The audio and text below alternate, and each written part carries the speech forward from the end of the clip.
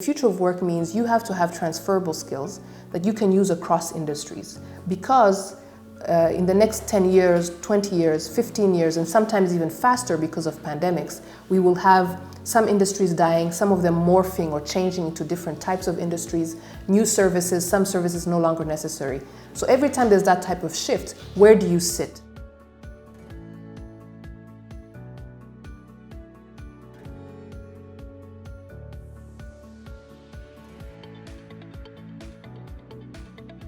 Industries will rely on technology, will grow more and more reliant on the digitization of services. So whether it's paying by card or by Momo, which COVID really helped to bring up quickly, in terms of payments, but also in terms of services. So how can I get this service through e-commerce without having to come to you? So the existing industries really have to think about how can we provide or sell without having to be face-to-face.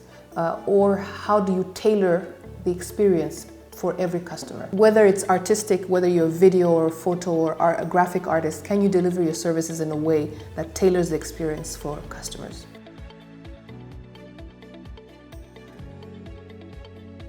In the next 25 years, what we call technology skills or IT skills will not be IT skills. We'll call them foundational skills.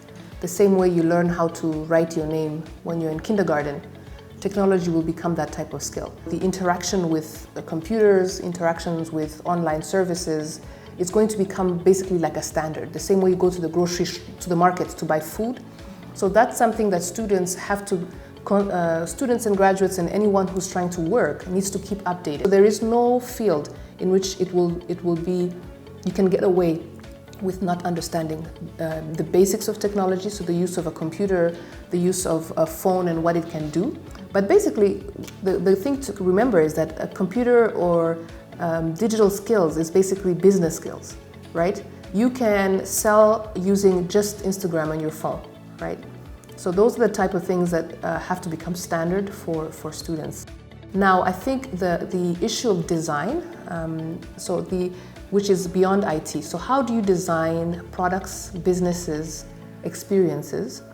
What we call design thinking skills is something that I encourage all students to do now. Design thinking skills is at the core of innovating in any industry, and it allows you to really think before you solve a problem, the design aspect. What is the problem? Why do we need to fix this problem? What are all the aspects of the problem? And how can we approach this problem from different angles? So design thinking is, I think, in addition to the technology skills, is important. Recruitment in the future, because the industries do not necessarily exist yet, a lot of the industries by 2030 will be new, that's in 10 years. Or let's say even 20 years, many of the industries will be completely new. So for example, selling by Instagram is 5 years old, right? It's not new. It's not been more than 5 years. No one thought that this would be possible. But basically you have a pandemic, or what we have another ongoing crisis, or the climate change, then bam, it changes completely your industry, your selling and buying. So one of the things as someone who recruits, what we want to, you have to be basically someone who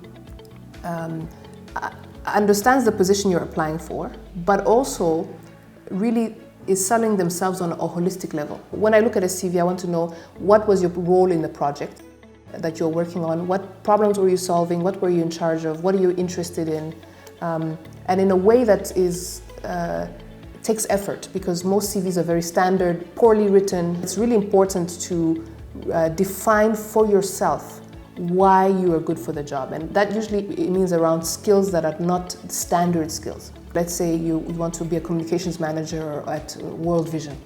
There's standard things that people look for based on the actual profile, but there's a lot of interesting things. For example, have you worked with animated videos? Have you ran documentaries or small films? Have you managed social media for large institutions? All those things that would not appear interesting because it's not asked should be put on your CV, because these are additions that would be interesting and would catch the eye of a recruiter. And it's very important going forward, because a lot of the skills will be standardized. And so what makes you interesting as a person? It's really important to build yourself as an individual. personal growth in the future will be very critical. Part of the thing of being successful is building great teams.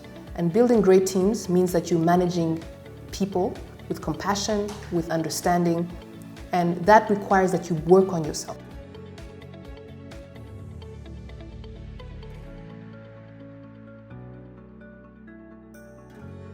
The future of our industries and our employment is very uncertain. And COVID-19, the pandemic, has really made this very evident. How do you branch out in that type of environment? And for me, even when I was in graduate school, so I did a very standard social science degree in international development and economics. And then I realized that the only transferable skills I had was I write very well. I understand financial projections or economic projections.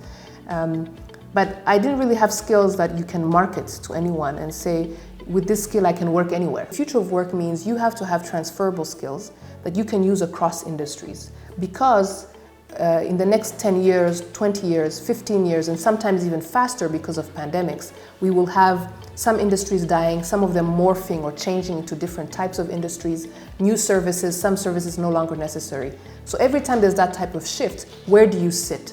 What are the services or what is the value that you offer to any employer, or even that you might decide I'm going to freelance or I'm going to open something of my own. There is a fallacy that everybody's born an entrepreneur. I don't believe that. I don't even think you can train everyone to be an entrepreneur.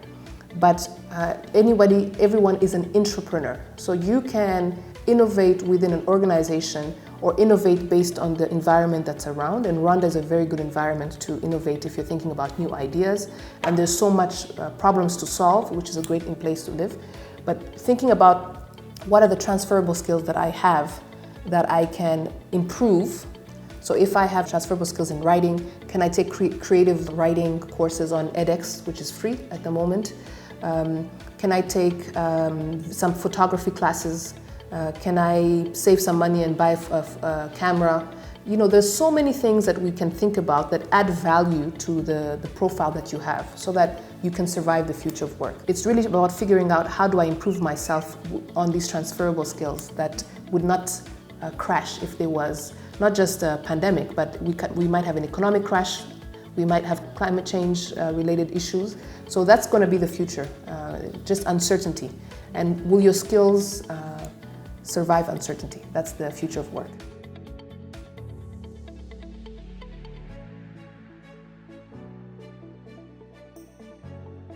Try and figure out how can I improve myself, even on a intellectual level, on a regular basis. There's podcasts, there's so many things that young people today have access to that we didn't do.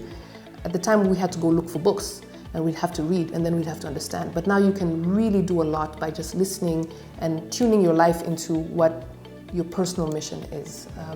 And if you don't know yet what your personal mission is, there's no problem. You have to just do more and more and more things of interest to you. Young people should really be interested in tackling, not just on Twitter, on Instagram, petitioning, but really doing hard things, right? How do you solve the problem? Naturally, great people who are going to survive the future of work have to be great researchers. You know, figuring out, I see this problem, what can be done? What has been done? What are people doing about this? What can I do as well?